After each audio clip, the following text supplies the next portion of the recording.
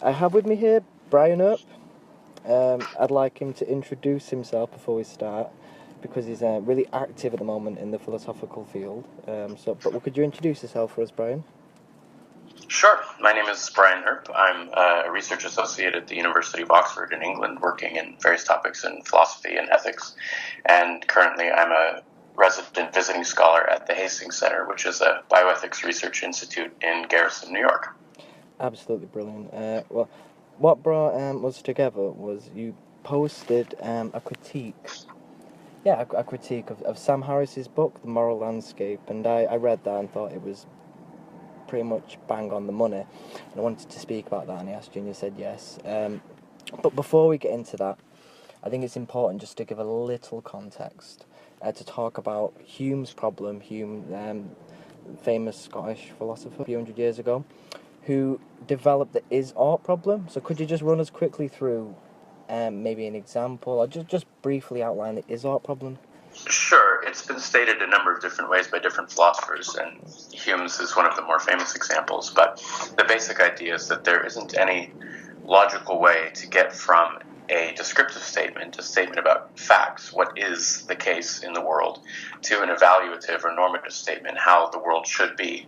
You have to have some other premise that you use to put forward your moral principles, and then you can refer to facts about the world and say, given this normative claim, when we look out in the world, what information is relevant to deducing how we should behave in light of that normative claim. But you can't just look at the world and say, because the world is this way, it follows that it should be that way, or that it should be some other way. There are some attempts to try to bridge this divide, to get from factual statements to normative or evaluative statements. Some of them are more plausible than others. I don't know of any that command universal agreement, but in the particular case of Harris's work, I didn't see really much of an attempt to bridge the divide, but rather to assert something like utilitarianism, but obliquely, without really taking ownership of the fact that that's what he was doing, that he was assuming this moral principle and then saying that science could determine how we should live or determine our values. So let's you briefly put his argument from his book into three little bullet points. The first one is morality is all about the well-being of conscious creatures. I'm paraphrasing. Well, when I first read Harris's book, I wasn't quite sure this is what he was doing, so I was interested to go to this lecture he gave in Oxford a couple of years ago, and I pressed him a little bit on this point. There's a sense in which saying morality is all about the well-being of conscious creatures is a kind of a common sense claim, and there's a sense in which some version of utilitarianism is something that most people would agree to without too much reflection. If the basic idea is all else being equal, you should try to make people's lives go better than worse, or improve well-being as opposed to detract from it, then most people would agree with that, and that seems pretty uncontroversial. But when you spell out what you mean by utilitarianism, when you spell out the implications of the theory, it turns out that there are paradoxes that sometimes follow. There are some people who think that there are other moral values besides utilitarianism that sometimes come into conflict with it. Justice is an example that's sometimes raised. There are different ways this debate can play out, but the point is that simply saying morality is all about the well-being of conscious creatures is either a sort of trivial common sense argument that doesn't get much traction, or else you're actually referring to a pretty thick philosophical debate about the basis for utilitarianism, whether it's a justified moral theory, whether it's in conflict with other moral views that might be more plausible, and so on, and he just doesn't engage with that debate at all. So either he's making a sort of common sense and, in my view, trivial claim, or he's pointing to something that really deserves more attention than he gave it. I'll link that video. How did he respond to that? Well, his first couple of words kind of prove my point. He said, the moment you grant that morality is all about the well-being of conscious creatures, then it follows that, scientific information, by which I guess he means empirical data about how things work in the world, can be relevant to our moral reasoning. But that was exactly my point, which is science can't tell us to grant utilitarianism. So if your overarching claim is science can determine human values, you have to show how utilitarianism is derivable from science. And when you ask him, okay, so what do you mean by science here? This is the part where I think there's a bait and switch.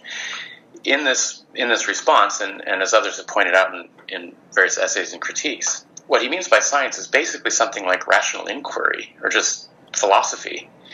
And that's fine. That seems like a sort of personal redefinition of the term science. Most people wouldn't think that that's what you meant when you say science. And indeed, I don't think people would have come to his lecture if that's what he had titled it. He said, who says science has nothing to say about morality?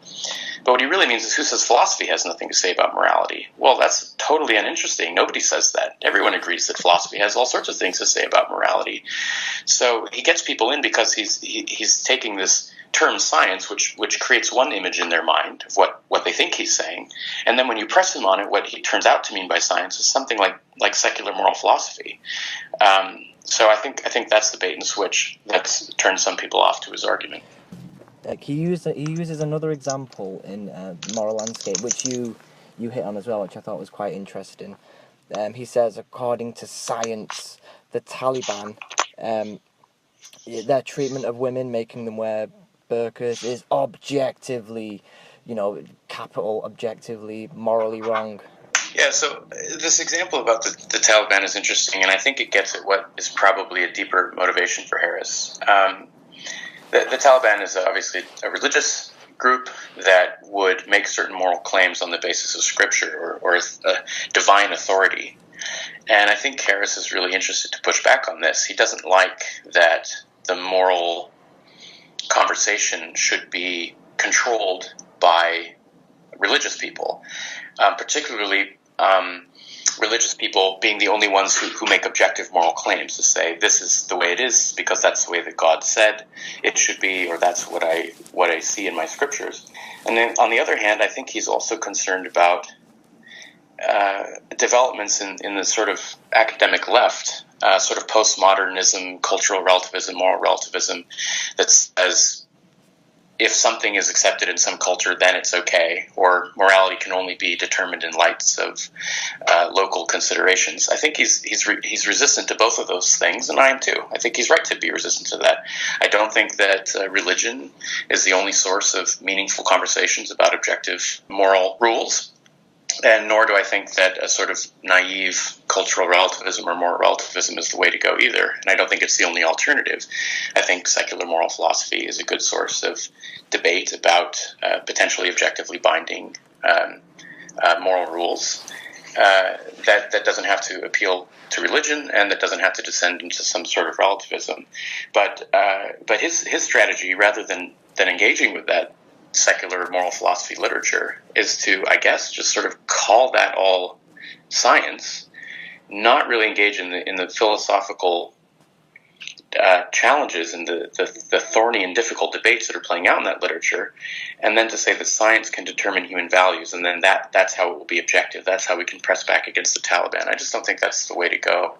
And in any event, I don't think that that's what his readers expect when they pick up his book. That when he says science can determine human values, what he really means is philosophy. Yeah, I think he makes that point where he says the frontier between science and philosophy he doesn't think exists. That's certainly an argument you could make if you think back to the natural philosophy tradition. What we call science comes out of this tradition of natural philosophy, which there really wasn't a distinction. You think of many great thinkers from generations past. They were philosophers and scientists. They made rational conceptual distinctions, and they also looked around at the world and gathered data and tried to draw inferences from those data and so on. So there's another point he makes, which is also true, which is that science, if you think of it as somebody sitting in a lab running an experiment, a neuroscientist or something like that, it's certainly true that science does not exist in a vacuum with no values. There are, of course, values built into the very foundations of science.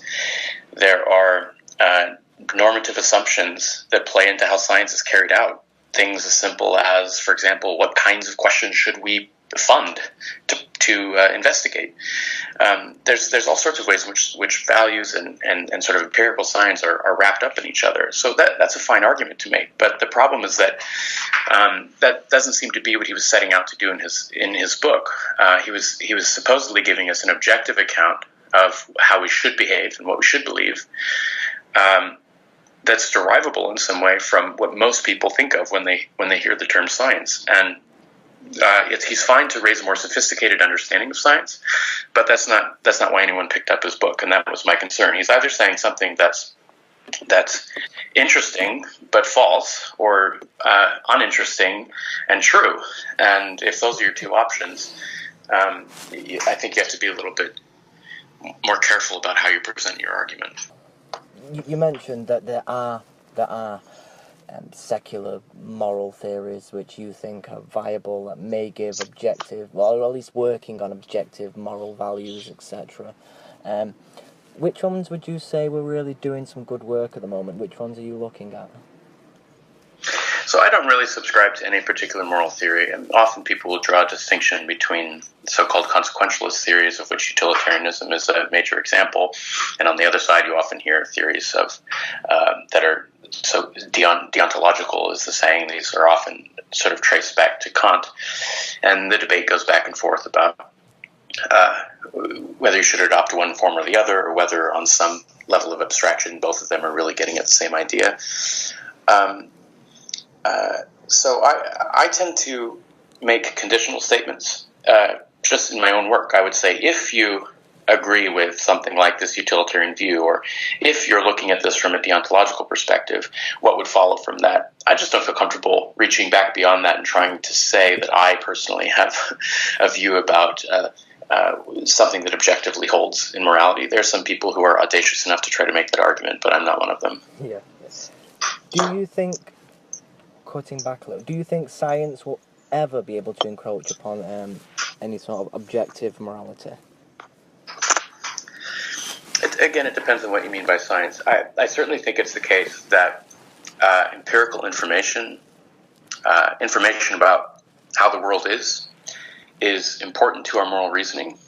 If we tried to carry out a moral argument and we just didn't have any consideration of what was really true about the world, the moral argument wouldn't get us very far, or else it would be an empty thought experiment.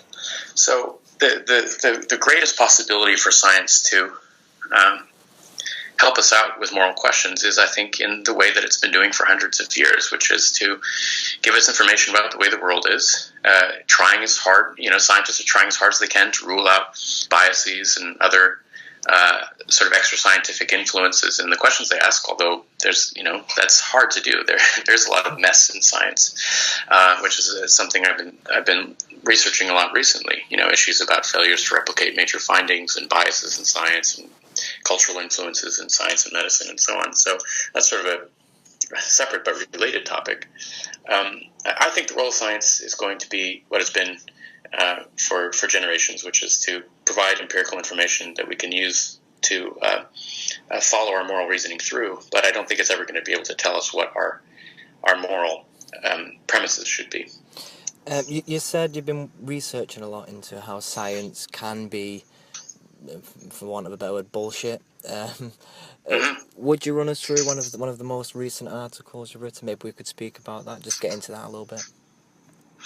Sure. I sometimes run into debates with colleagues of mine who are scientists. I have a background in philosophy and in science, cognitive science in particular, so I spend time kind of back and forth between these literatures. But there's this apparent need in public discourse to present this unified face of science as being this objective enterprise that really gets at what's true. And this is especially the case with hot button political issues. You might have a bunch of people who don't think that vaccines work, for example. This is a huge debate going on in the U.S. in particular.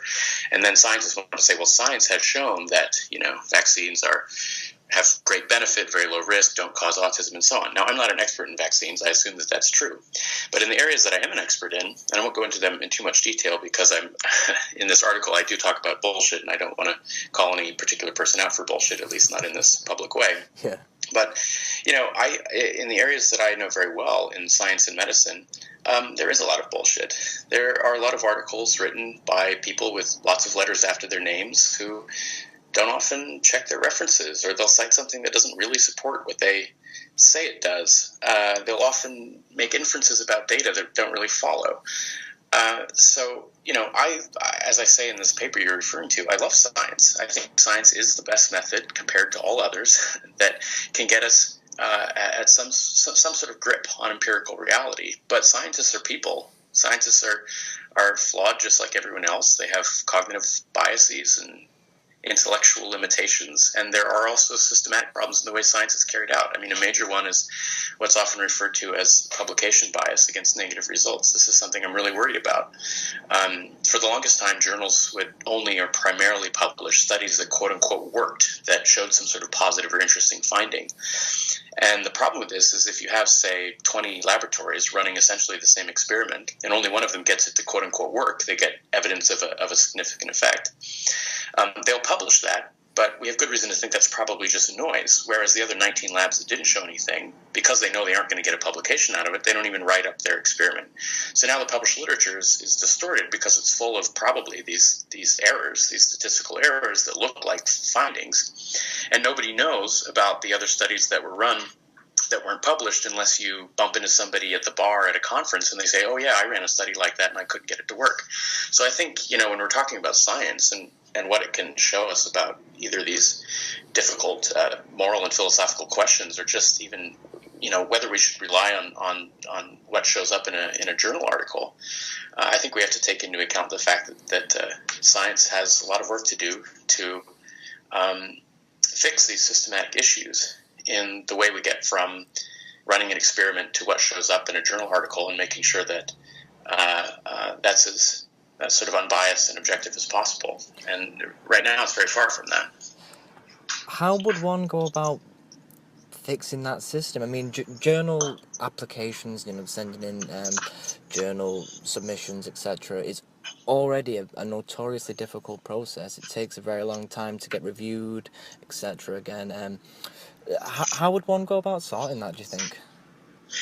There are a ton of interlocking problems, and there's not going to be an easy answer, but there is a movement towards sort of open data and transparent science, and I think some people are taking the right approach and gaining some traction and some steam. You mentioned peer review. That's such an interesting issue. In a lot of areas, peer review is not a very reliable quality control mechanism. Basically, an assistant or associate editor for a journal will take the manuscript and send it to 2 or 3 people that they think will give a good review of it. But sometimes the person they want isn't available, so they send it to someone else. Sometimes the reviewers are busy, so they give a kind of cursory read and send it back with just a few comments. So peer review isn't a particularly reliable way to filter out bad studies. Bad studies are published all the time, including in leading journals, prestigious journals. And so what often happens is that peer review just slows the process down. It takes, as you say, it could take 6 or 7, 8 months, a year for a paper to come out. And because we're waiting for 2 or 3 people to look at it, either well or not that well, or that carefully or not that carefully, and then it comes out, and then in the sort of post-publication peer review that's less formal, you often will find people will raise complaints about it right away. So I sort of think that we might be better to shift to a model where scientists publish their work in some format right away, immediately, so people can see whether it's any good, and then the community can weigh in on whether the results are reliable. People can double-check the statistics and rerun the statistical tests on the same set of data, so the data need to be available. So, to answer your question in a more concise way, I think a lot of these measures to try to make sure that the data that were collected are available so that anyone can look at them, that the methods that were used to run a study are very carefully described, not just in this cute story that often shows up in published articles. I think there should be pre-registration of study designs where people say this is what we're going to do. Now, some people are concerned that would be too limiting. They say, well, sometimes you have to just run an experiment. You don't know what is going to happen. Maybe you'll discover something.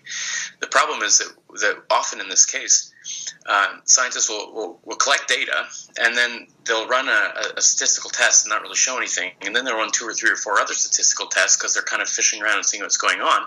And then at one point they find something that looks like an effect, so they write that up. Well, it's okay to do exploratory analyses like that, but then you have to say that that's what you're doing. You have to say that was an exploratory analysis, and we ran 5 or 6 different tests on the same set of data, which if you let your reader know that, they'll know to take your finding with a grain of salt because the chance of getting an error has been increased in most cases.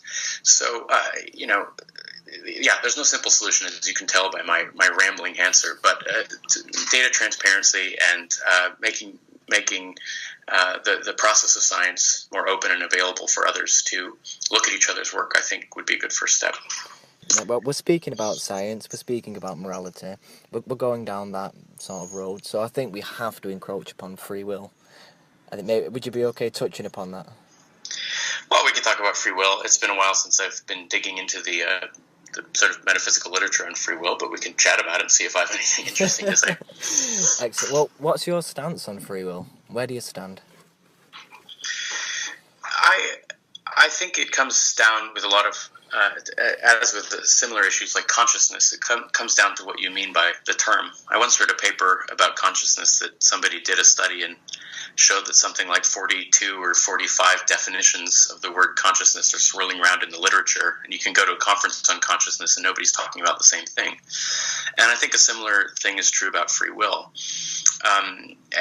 Harris has a conception of free will that some people have criticized him for. They say basically he defines free will in such a way that it can't exist, and then says, look, it doesn't exist, and we don't have free will, and here's all the things that follow from that. Other people, like Dennett, try to talk about free will in a way that's compatible with a physicalist picture of the world. Nobody in philosophy today wants to say that there's something like a soul or an unmoved mover, a first cause, a homunculus in our heads that somehow spontaneously and magically causes us to do things that were not determined by prior states of the world. It's really hard to think how that could happen. So if you define free will as something like that, then probably we don't have free will like that. At least it would be very hard to make sense of the world working that way. But if you want to talk about free will as something like the ability to make flexible decisions in response to the environment, and that people can have more or less of the ability to do that, then you might be able to get some more traction and have a meaningful conversation. But I've used to write papers about free will, and I realized that it was, to my mind, just circling around different definitions and people talking past each other. So I sort of moved away from that in the last couple of years. But every once in a while, I'll circle back and see if anybody's saying anything interesting about free will. But people have been debating this for hundreds of years, and I haven't seen anything new come out of it that's swayed the debate in any interesting way in recent memory. Perhaps, there has been some interesting work in. I think it's called quantum cognition, something like that, where they're starting to, they're starting to uncover certain things about the brain with quantum procedures. Listen, I'm not an expert on quantum theory, and I'm not an expert on free will, but a lot of these views seem to be trying to find something that's not determined. They're trying to find a sort of gap in the causal order and say, free will exists in that gap. But when you press people on this and you say, well, hold on exactly. What exactly is the relationship between this quantum indeterminacy, let's say, or some process in the brain that isn't traditionally causally closed in a deterministic fashion? How do you get from that to any reasonable theory of free will, and often that's where it starts to break down. So there's something intuitive about the idea that if you could point to some system or process that isn't causally closed or isn't deterministic in the classical sense, that seems like the place you would want to look for free will in the common sense definition of the term free will. But I haven't seen anybody do this, and again, I'm not an expert, so don't put too much weight on this. I haven't seen anybody do that in a way that's convinced me to want to look into it any further. But maybe there are some really great papers out there that I just haven't come across, and somebody really has solved the free will issue with quantum mechanics. I think that's extremely unlikely, but maybe that's the case. Did you hear about Sam and Dennett having an argument? Did you read anything about that? I saw their long exchange. It was interesting because I know that they agree on a lot of issues, and there seemed to be a lot of personal tension and disagreement on this issue, and claims of the other person not reading the argument charitably and so on. I did read it when it came out, but I haven't studied it recently. I think Dennett came a bit forcefully because Sam completely dismissed his position in his book. Well, this is something I don't remember if I said this before or after we started recording, but Harris dismissed a lot of philosophy in his book, The Moral Landscape. The quote that comes to mind is in a footnote at the end of the book, an endnote, where he says, the more instances of terms like metaethics and deontology that appear in my book, the more boredom will exist in the universe. And so, I just didn't want to engage with the philosophical literature, and I wanted to go my own way. And, again, that's fine. If you want to ignore a whole set of arguments that have been hashed out for a long time by really smart people and make your own kind of argument, that's okay. But then I think what you would want to do is make a very, very limited, narrow argument that you can justify within the bounds of your own mode of inquiry. But he sort of wants to have his cake and eat it too. He wants to dismiss a lot of well-worked-out philosophy and then make extremely bold claims on the basis of the narrow set of conceptual tools he's allowing himself access to. And that's why I think some philosophers, anyway, are turned off by his approach. I found it quite interesting. He used to reference, I'm not sure if he still does, Wittgenstein as one of his major influences. And I think when you consider Wittgenstein's stance on morality, I'm not sure if you're aware of it, very plainly put, he thinks we can't speak on it. That is the silent side to the Tractatus. He speaks about... Right, you have to pass over that which you... Yeah. Whereof one cannot speak, one must remain silent. Right. Yeah, and he admits... There's a few passages of ethics in there, but the whole point that some people have read in, there's a really interesting paper, I'll send it you, by a philosopher called Chon, that tries to delve into the parts that he remains silent on. It's really interesting. Anyway, I'd love to read that. But to say that is one of his major influences, and Wittgenstein's whole conception of it was basically he was a logical positivist. He said that facts are how you construed meaning, and facts can't speak about morality. How can facts speak about it? They can't. You can't bridge the chasm of is or ought. No, as you said, no one has made that jump. So I just found it very interesting that he lists him as one of his people that influenced him. Well, it's very curious. I didn't know that he had listed Wittgenstein as an influence. I do want to say some point in this interview, and I hope you'll include it, that I like Sam Harris. I like his writing. When I was in my angry at religion phase, I found a lot of what he wrote to be very liberating and to give a voice to some of the concerns I'd had growing up, but couldn't articulate to myself. I was raised in a religious household and came to be skeptical and moved away from a lot of the dogmas of religion. And there was a time when reading Harris's work and Christopher Hitchens and so on was the pugnacious style that they had, particularly Hitchens in that case, was really wonderful. I love Sam Harris's writing. I think he's writes beautifully and is a model for clear expression in many ways. So this particular critique of the moral landscape is something that sticks in my mind because I was so disappointed at what to me seemed like philosophical immaturity and lack of sophistication, and a sort of bait and switch, which really bothered me as a reader too. He drew me in with what seemed like an amazing claim that science could determine human values, and then when you push on it even a little bit, it turns out that he means something else by science than what is implied by the subtitle of his book. So I raise these criticisms not because I have any beef with Sam Harris or think that he's not writing great material on on other topics. But precisely because I appreciate his work in so many areas, I was disappointed by the moral landscape.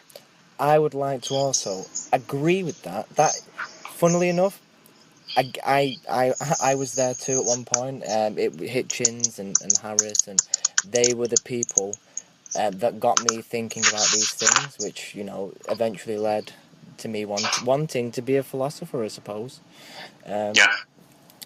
Exactly the same position. I do think he is an incredibly clear science communicator, but I will also say he is extremely irresponsible.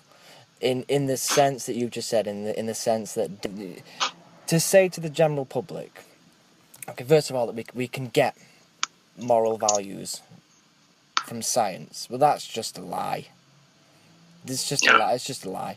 And secondarily, then to his booklet on free will, just to dismiss one entire side of the philosophical argument, as he did in The Moral Landscape. You know? Yeah, and while we're circling back to this issue, I want to just give credit to a couple of other philosophers who have written about this in much more length than I have. I mean, I have the sort of informal piece that you happen to read, but Massimo Pigliucci has done a lot of good work on this and is concerned about scientism. He's been a sort of leading critic of scientism and the scientistic turn among new atheists, as he puts it in one of his papers. So Massimo Pigliucci, I want to give a shout out to him. Russell Blackford has a nice review of Harris's book in his Journal of Evolution and Technology that I would recommend that people read. And I think that the most sophisticated critique is probably Whitley Kaufman's paper, Can Science Determine Moral Values, in the Journal of Neuroethics. So if people want a really sustained discussion, and I essentially agree with all three of these authors, I happen to sort of independently come to basically the same conclusions and the same kind of an analysis. But they carry it forward in much more detail than I do in my little piece. So I just want to put their names out there for people to consider. I love Russell Blackford's work, and I spoke with Massimo last week. I'll link the interview. But that's great. Yeah. He spoke about the relationship between science and philosophy, and how he thinks it should be one of, you know, mutual help and mutual respect. And while they don't, you know, they're not the same thing. They have been in the past, as you pointed out, and they bridge off. But he thinks now it should be one of mutual respect, where philosophers can help scientists now and again, and obviously without a good scientific grounding, any sort of philosophy is blind. Similarly, without a good sense of philosophy of science, I mean, that's part of the problem, I think, with a lot of contemporary science, by the way, is this sort of lack of consideration for great work in philosophy of science, which tries to clarify what we can really learn from an experiment. Or if you want to talk about the current so-called replication crisis, this is what I've been looking into recently. You know, there's a great philosophical literature on the philosophy of replication. If you repeat an experiment a second time, in what sense is it the same experiment? You know, obviously some time has passed. If you're doing a psychology experiment, you have different participants who are in the room. Does that matter? What can we conclude from that?